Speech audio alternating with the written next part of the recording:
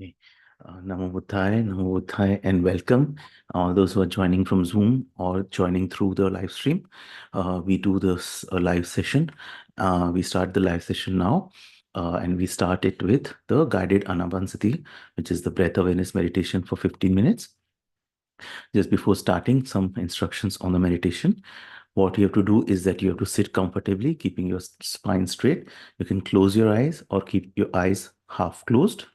Now, then what you have to do is gently bring your awareness on the breathing, the in breath and the out breath.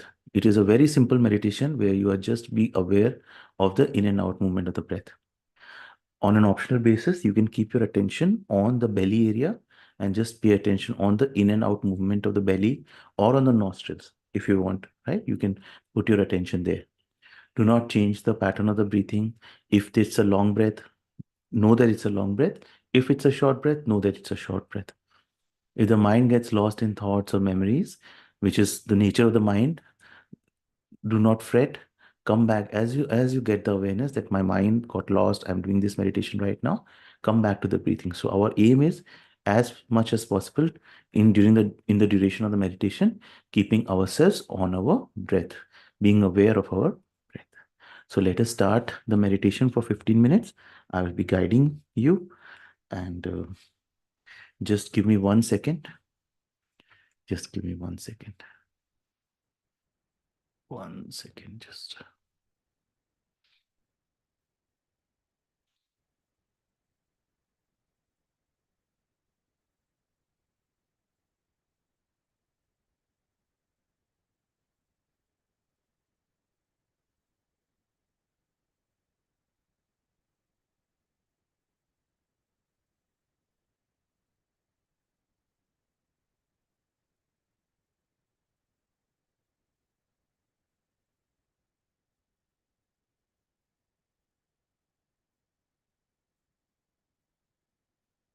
Okay. So let us come to the meditation and let me put the timer.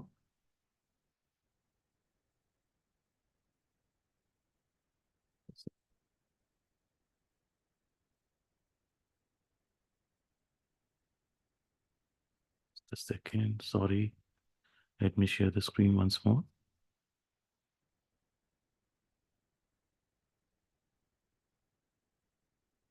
Okay. So let me put the.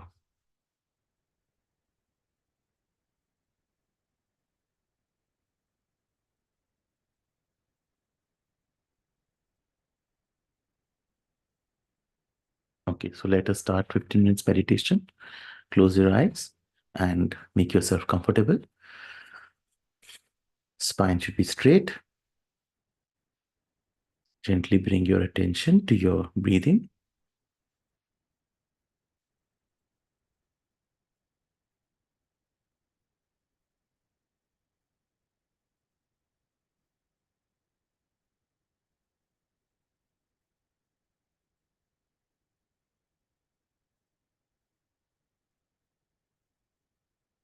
Keep your attention on your breathing. Do not change the pattern of the breathing.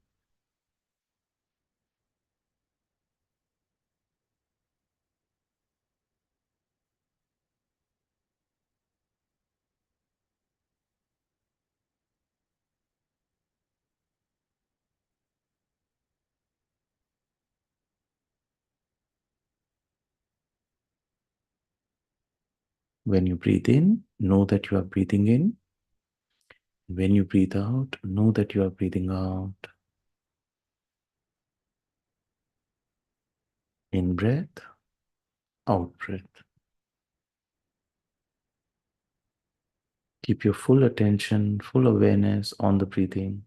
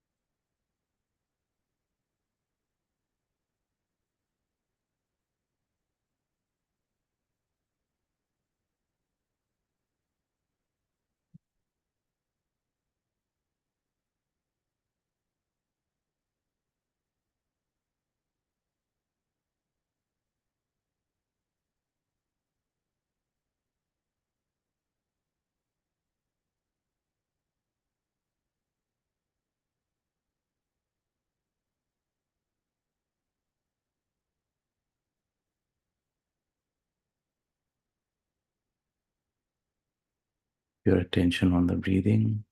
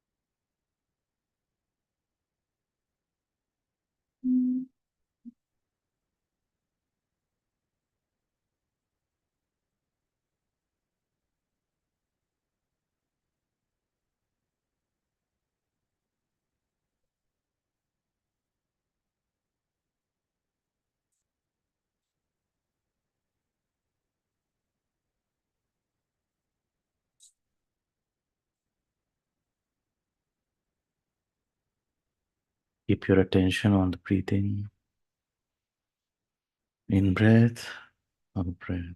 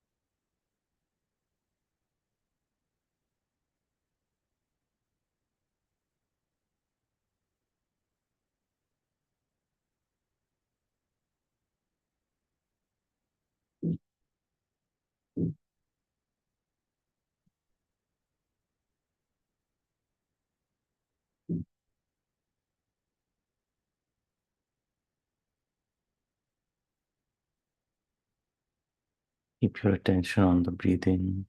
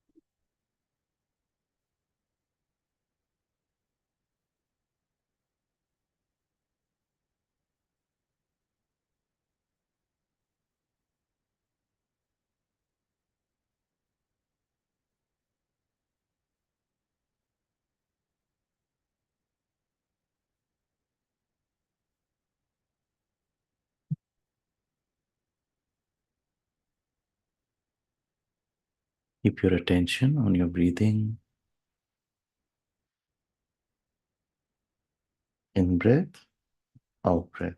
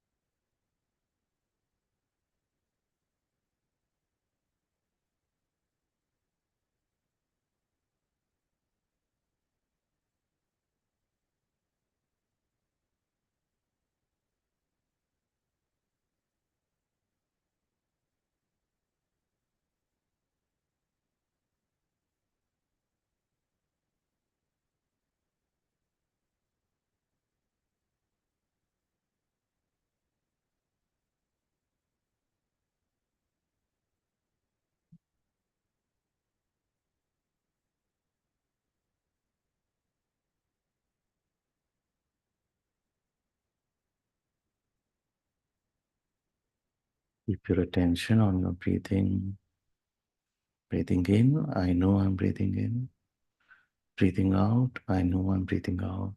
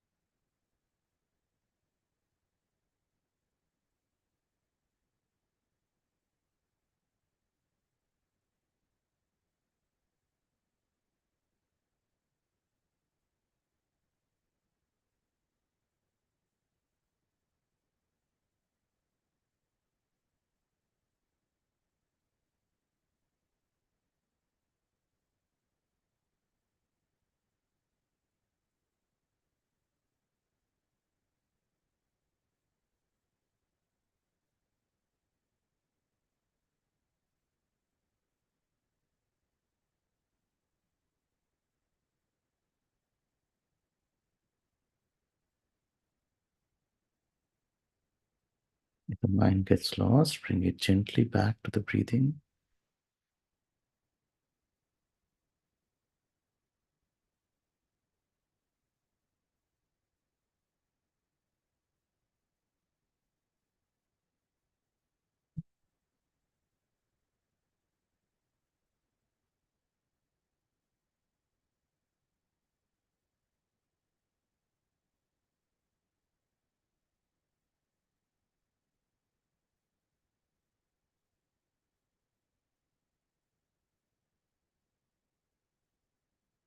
Keep breathing, your awareness on the breathing.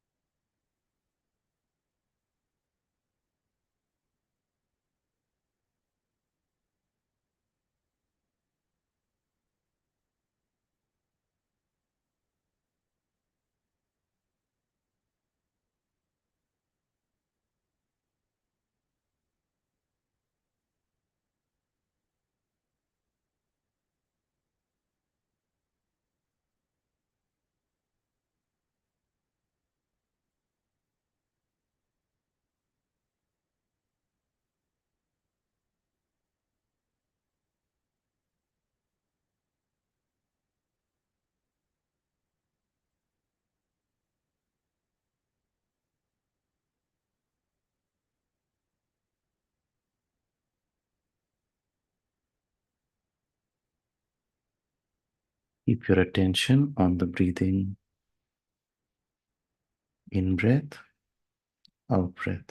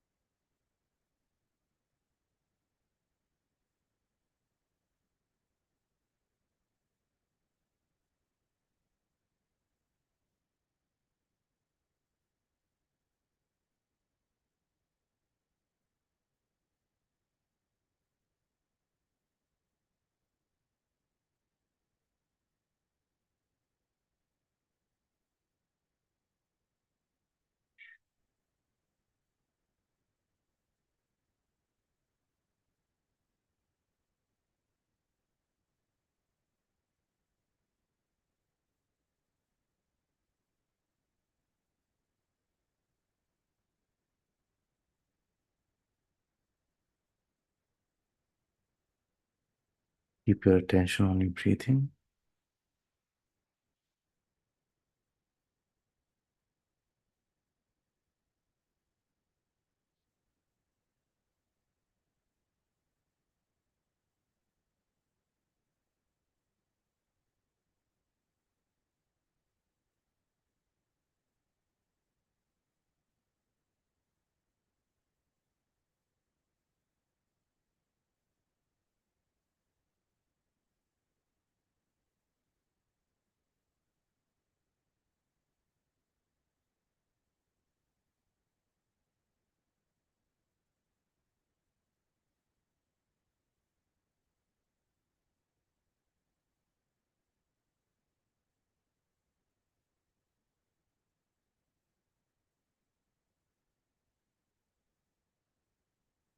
Now we come to the close of this meditation. You may wish to spread the merit that you've gained from this meditation to all the beings who are suffering. May they be free from suffering. May they find peace.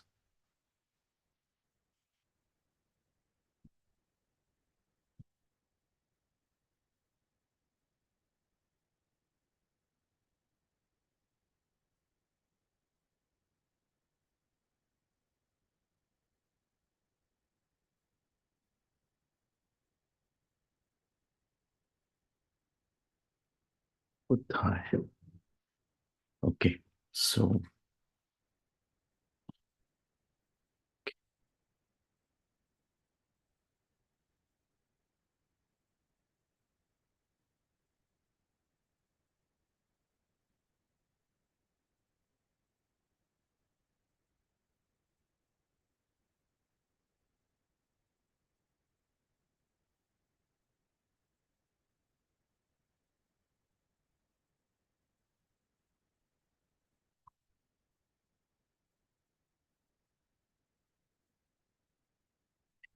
so now we continue with the book reading. This is the book Old Path, White Clouds by Thich Nhat Hanh. We continue to read a few pages from this book. Just give me one more minute. Okay.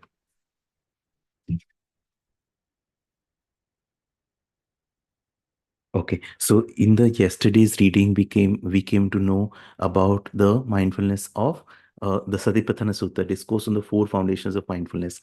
Now, in this, we continue with the reading.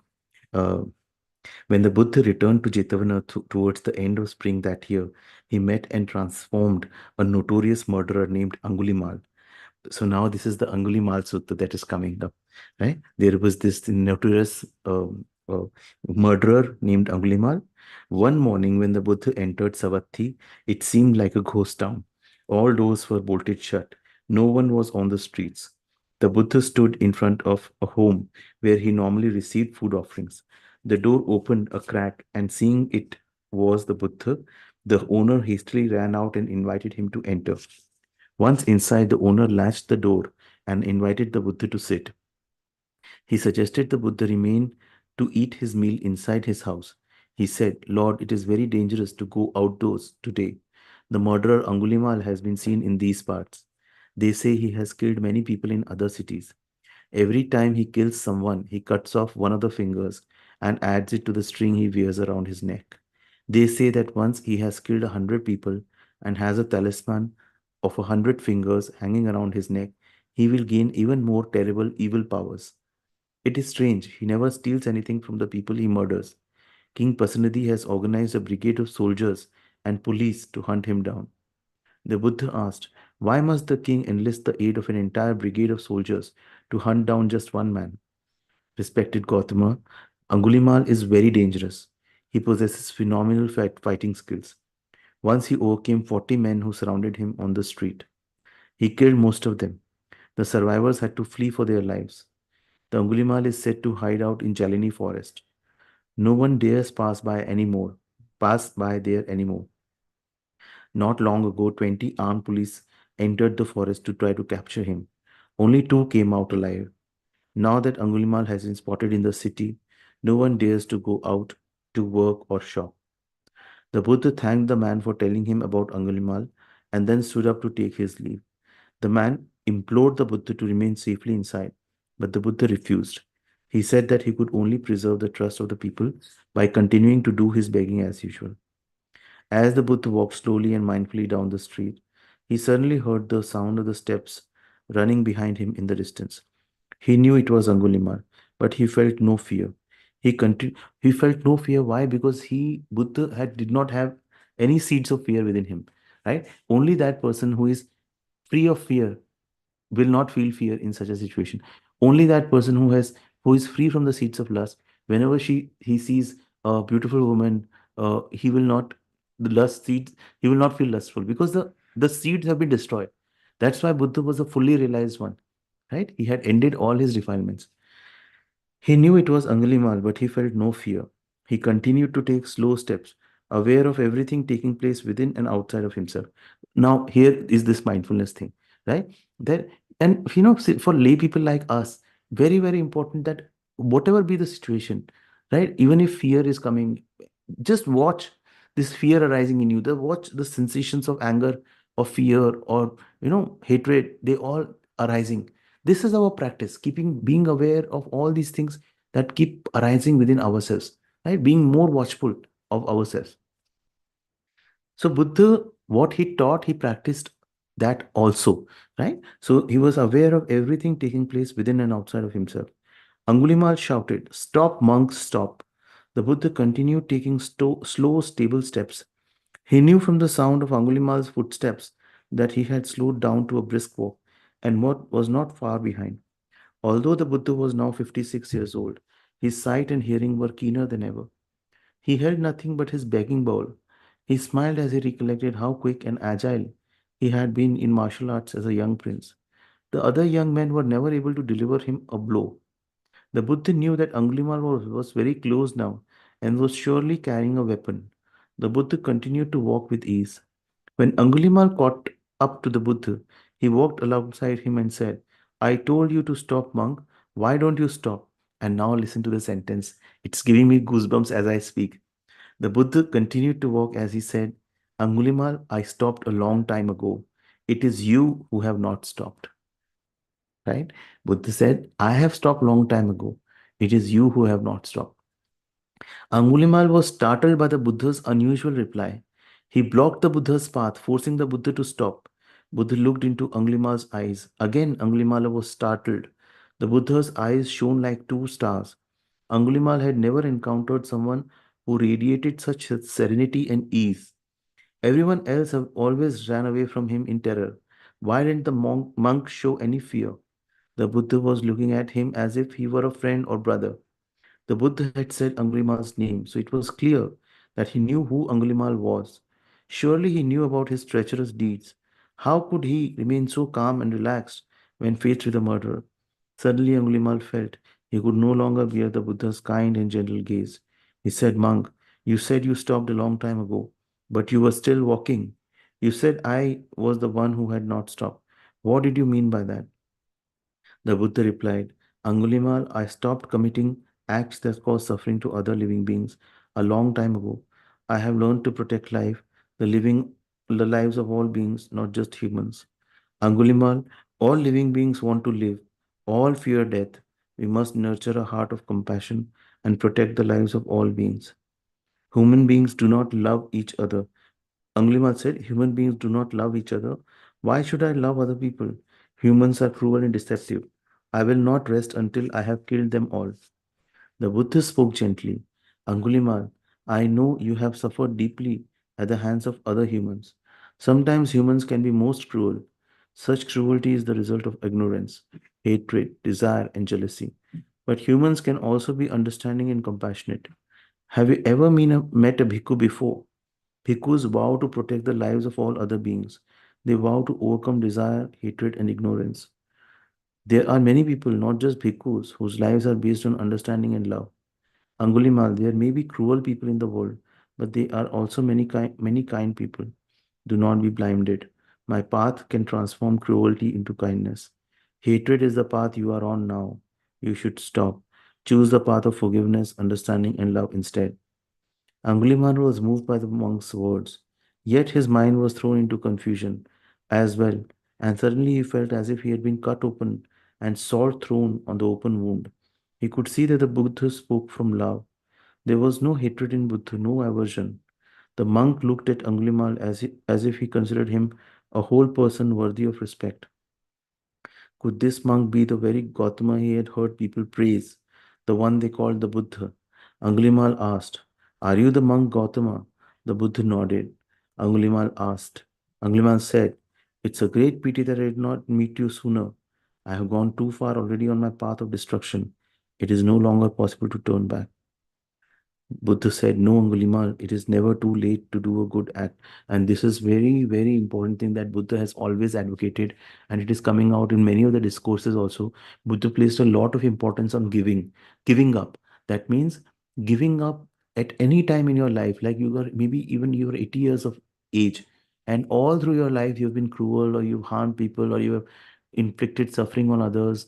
But there is always this one moment where you can decide to give up, that from today I vow that I will not do it, right? I will move towards not doing this particular thing.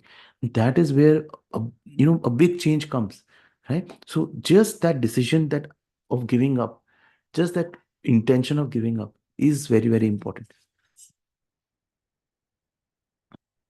Buddha said, "No, Angulimal, it's never too late to do a good act."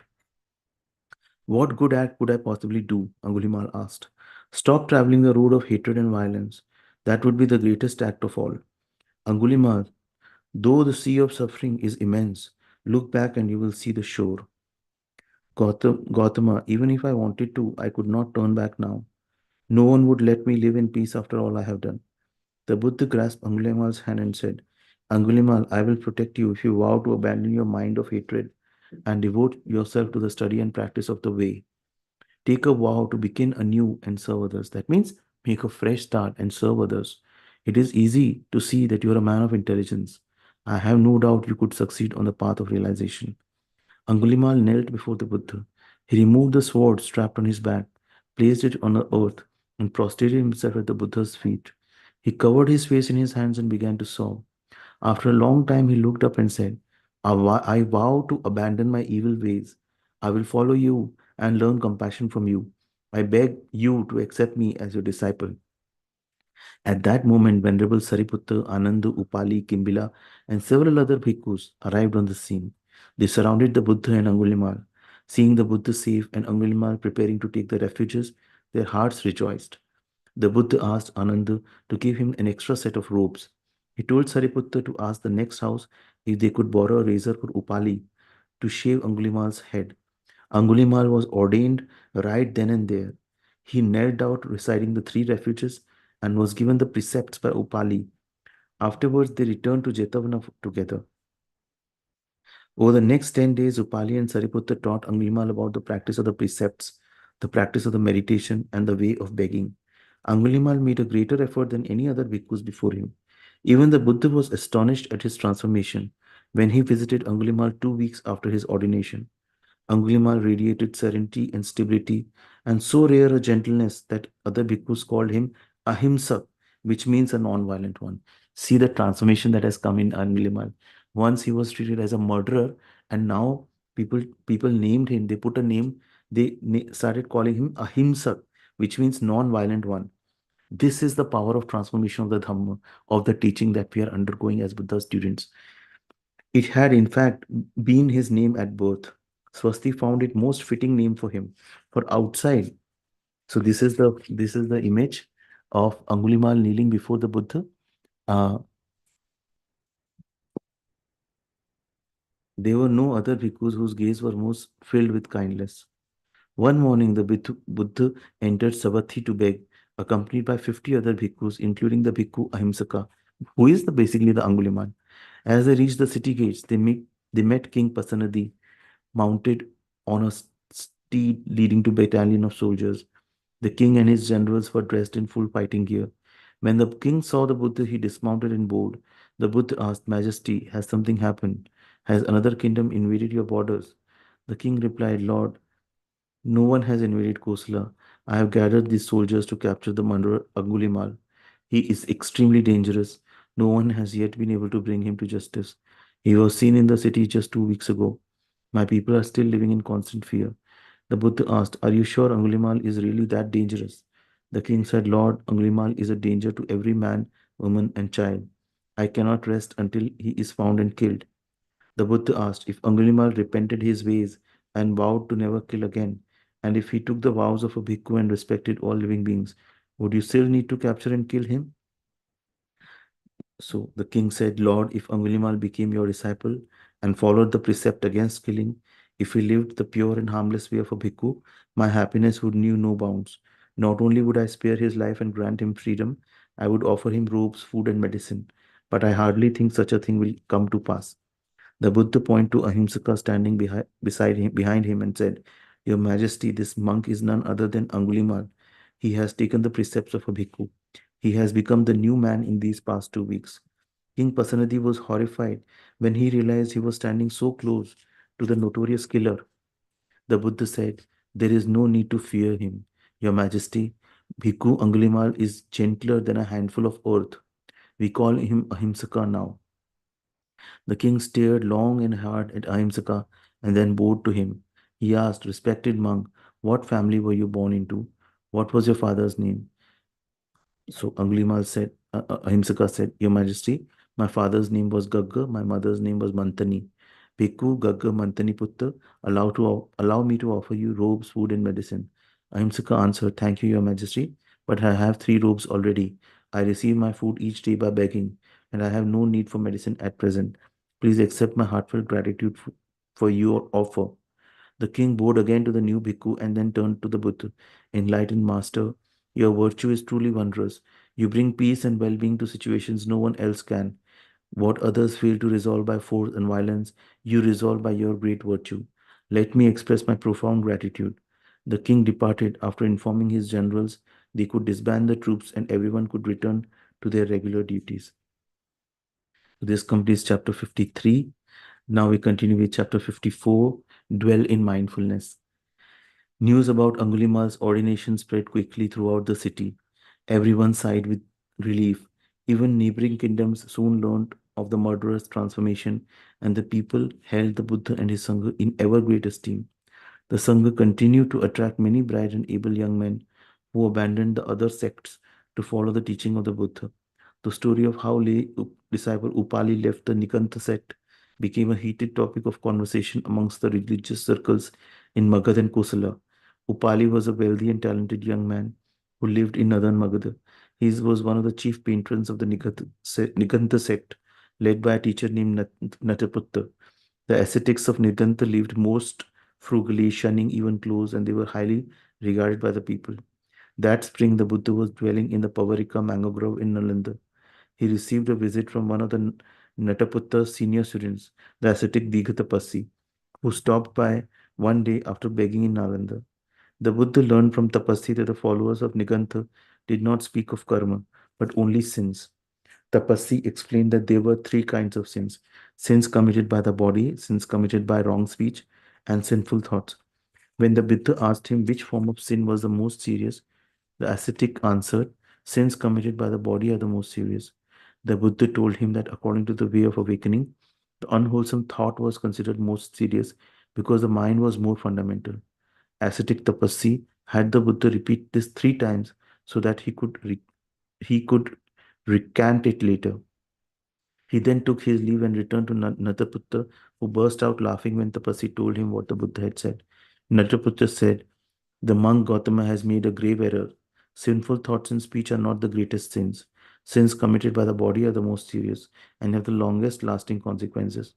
Ascetic Tapassi, you have grasped the essential of my teaching." A number of other disciples were present during this exchange, including the merchant Upali, who was visiting with several of his friends from Balaka. Upali expressed an interest in visiting the Buddha himself to challenge the Buddha's views on this matter. Nataputta engaged Upali to go, but Tapassi expressed reservations. He was worried that the Buddha might be able to convince Upali and perhaps even convert him. Nataputta had great faith in Upali and said, "There is no need to fear that Upali will leave us and become a disciple of Gautama's. Who can say, perhaps Gautama will become a disciple of Upali's." Tapassi still tried to discourage Upali from going, but Upali's mind was set. When Upali met the Buddha, he was immediately impressed by the Buddha's lively and stimulative way of speaking. By using 7 examples, the Buddha showed Upali why unwholesome thought was more fundamental than unwholesome speech or action. The Buddha knew that the disciples of the Niganta sect observed the precept not to kill. He knew how careful they were not to step on insects for fear they would crush them, and he praised them for this. Then he asked Upali, "If you do not intentionally step on an insect, but do so accidentally, have you committed a sin?" Upali responded, "Master Nataputta said that if you did not intend to kill, you have not committed a sin." Then the Buddha smiled and said, "Then Master Nataputta agrees that thought is what is fundamental. How can, how then can he maintain that sinful action is more serious?" Upali was impressed with the Buddha's clarity and wisdom. He later confessed to the Buddha that the first example was sufficiently convincing and he had only pressed Buddha to provide more examples in order to have a chance to listen to more of the Buddha's teaching. When the Buddha finished explaining the seventh example, Upali prostrated before him and asked to be accepted as a disciple.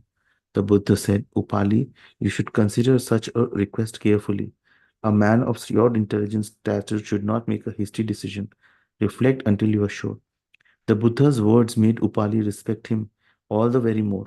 He could see that the Buddha was not interested in converting others in order to add to his own prestige. No other spiritual teacher has ever told Upali to reflect carefully before supporting his community. Upali answered, Lord, I have reflected enough. Please allow me to take refuge in the Buddha, Dhamma, and the Sangha. I am most grateful and happy to have discovered the true and correct path. The Buddha said, Disciple Upali, you have long been a major patron of the Nikanta sect. Even though you take refuge with me, please do not cease making offerings to your former sect. Upali said, Lord, you are truly noble. You are open and generous, unlike any other teacher I have known. When Tapasya delivered the news to Nataputta that Upali has become one of the Buddha's disciples, Nataputta couldn't believe it. He went with Tapasya to Upali's house, where Upali confirmed the truth. More and more people throughout the kingdoms of Magadha and Kosala accepted the path of awakening. Many bhikkhus announced this happy news to the Buddha when they visited him in Savatthi. Buddha told him whether the increase in numbers of people accepting the path as their own is good news or not depends on how diligent the bhikkhus are in their practice. We should not cling to concepts of success and failure. We should look at both fortune and misfortune with equanimity. So this is where we complete today's reading. It is page 362, and wonderful knowledge in this reading that is coming through Angulimal's example, then the Upali's example, that the fact that our thoughts is very important, more important than even the speech and the body. So our mindfulness of thoughts is the most important. Then the last line, last para, that we should not cling to the concepts of success or failure. And we should look at both fortune and misfortune with equanimity. So these are some important useful points that are coming through. And after this, we will continue in the uh, next session, which will be on Monday, 7 p.m. IST. We have these sessions Monday to Friday, 7 p.m. IST, right? So make sure to join if you want to join our sangha, and join these sessions via Zoom and participate in the sangha WhatsApp group. Do apply to the sangha. The link is given in the link bio, which is there given in the link chat, the live stream chat. Um, I think this is it for this session. I hope this session was useful. See you in the next session at Monday, 7 p.m. IST. Till then,